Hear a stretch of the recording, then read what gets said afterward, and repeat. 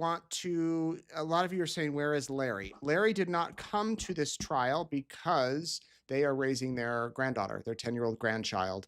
And so Kay was here for all of it. Larry stayed home. Larry has said he'll make it out at one point or another. He might be here for Brandon. But it can be exhausting physically. I know that sounds weird because you're just sitting all day, but really it can be exhausting to show up, sit, go in the courtroom, stand, sit, and not do much, and then take all of this in. So we'll hope to see Larry again. It's been good to see him. Or it's been good to talk with him throughout the trial, and maybe we'll try to get him back on here for Courtroom Insider. I have to mention the t-shirts. You all, holy smokes. Yesterday we said that we were going to do a sell on everything on eastidahonews.com/shop, our internal store. If you use the promo code INSIDER, just for you all, we're not putting this sale anywhere else, 20% off. And we're almost sold out of stuff, which is incredible, but there is still some things left.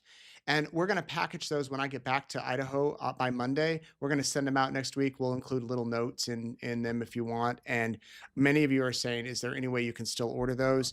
We will probably order a few more for Brandon Boudreau's trial when that comes up in a few weeks. But for now, what we have is what we have. So thank you for all of your support on that. I want to go to my comments. Shout outs. First of all, somebody says,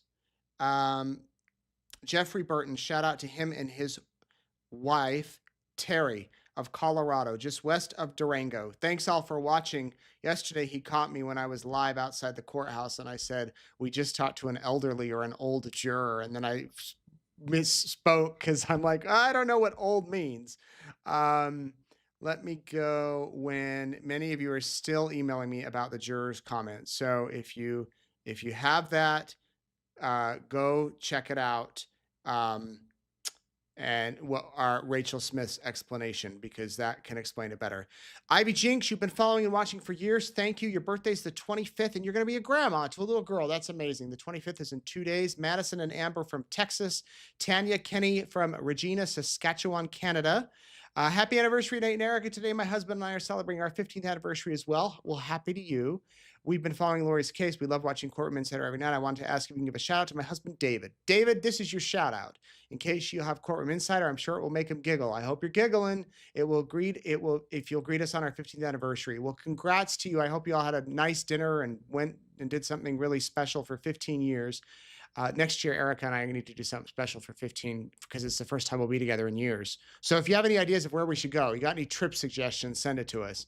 Sheila Bingham of Idaho Falls, thanks for watching. Beth Norad, Andra Danes, Lori Wad-I. Sorry, Lori. Brian and Bethany Garfinkel, E. Todd, Robert Jasinski, Brittany Hennick. We have people watching Zimbabwe, England, Ohio, and Wisconsin. So many wonderful places. Cindy says, do you know if Chad and Tammy's kids still support Chad, if they still think he's innocent? From what I've heard, they are. They do support him. What did Rob Wood from Shelley mean when you were talking to him on Courtroom Insider when he said Chad verdict, there's never really an end to it? Basically meaning that because he's on death row, there will be years and years and years of appeals. Idaho does not execute people quickly, and he will be on death row for decades, perhaps. And that's what he meant by there'll never really be an end.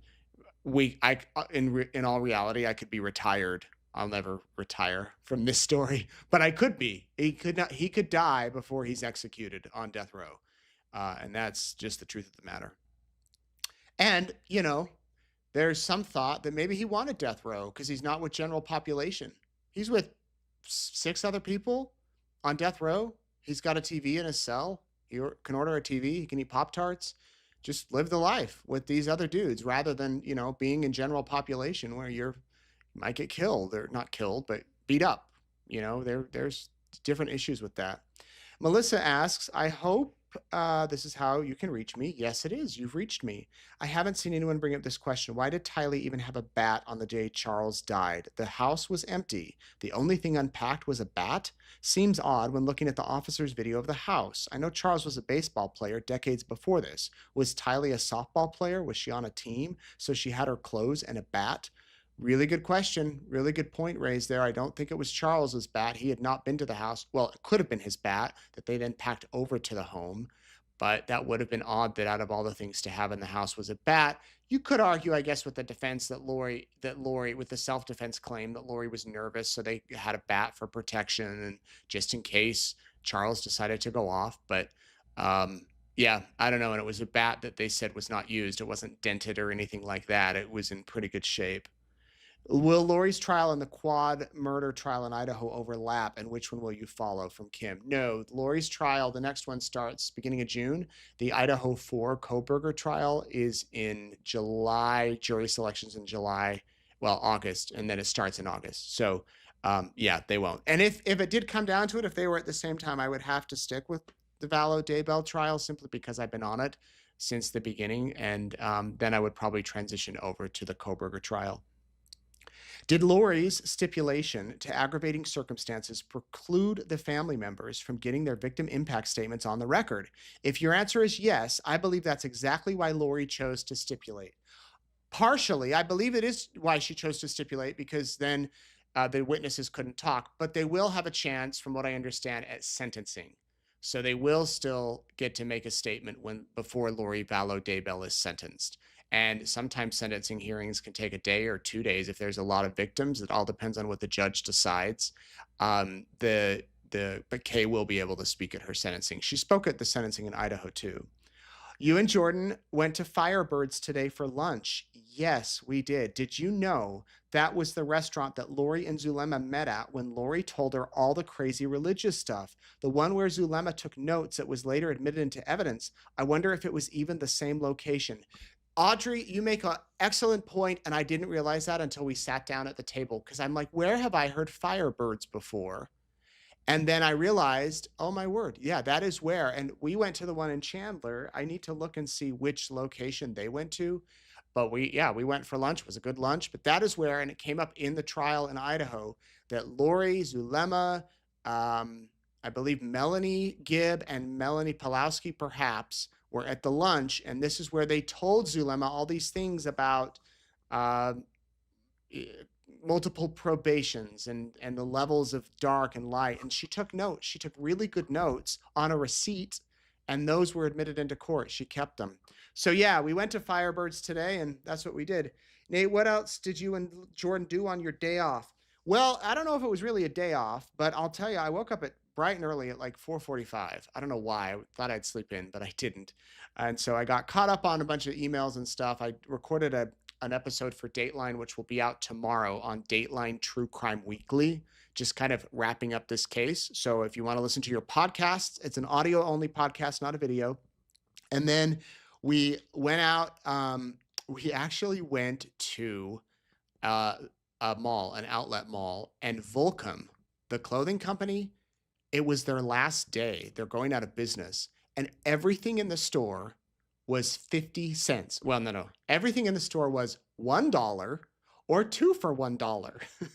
And they had a decent amount of stuff, especially for kids and for me. And I went crazy. In fact, you want to see my receipt? They had to do it in like 5 transactions. This was my receipt. $77. And I got like 150 items. Would that be right? If everything was 50 cents? You do the math. Anyway, that's what we did. Jordan got a bunch of stuff, and luckily I'm driving a car home. They had to put our stuff in garbage bags because we got so many things. Then we went to Firebirds, and then we went and did met with somebody that will hopefully turn into an interview down the line. And then I talked to Colby, and I Zoomed with him, and then I Zoomed with Rachel Smith, and then I spoke with the juror on and off. So yeah, it was not a day off. Jordan's at the airport. Jordan's on a plane right now, headed home. So he has gone home for the time being, and I'll be headed home probably tomorrow. I think I'm going to go home tomorrow and work my way back.